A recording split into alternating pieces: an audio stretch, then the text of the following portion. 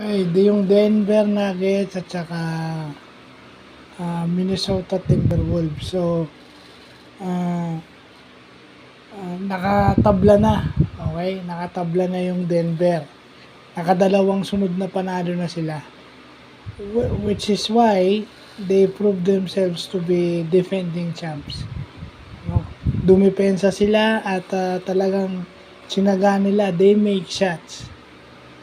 No? Nahirapan yung Minnesota. No, yung Timberwolves talaga nahirapan. Nagkaroon ng offensive barrage yung Denver Nuggets. Kasi natalo sila, parang napahiya sila ng dalawang sunod sa home court nila yon. So, yun na yun. Bawian. Oh, bawian. So, ano sabi niya, ibabawi niya. Ito sabi ni Anthony Edwards, ibabawi niya si Lebron. Paano ngayon bumawi yung defending champs?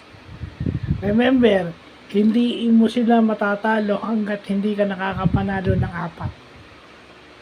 4. So, hanggat hindi ka nakaka-4 na panalo, hindi mo pwede sabihin maibabawi mo si Lebron James. Kasi may pride na yung Denver Ayaw na niyan matalo. Lumalabas. Diba? Home court nyo pa, lumabas. So, bawian. Ipinahiya nyo sa Denver yung Denver. Pero kayo, Minnesota, ipinahiya kayo ng Denver sa sarili nyong home court. O sa sarili nyong balwarte. So, yun. I mean, gone are the times nung si Jordan, nung 90s, si Jordan, no? Gone are the times na ganun. Nung wala na tayo sa 90s na obviously yung llamadong team yun ang mananalo. Uso na yung bawian.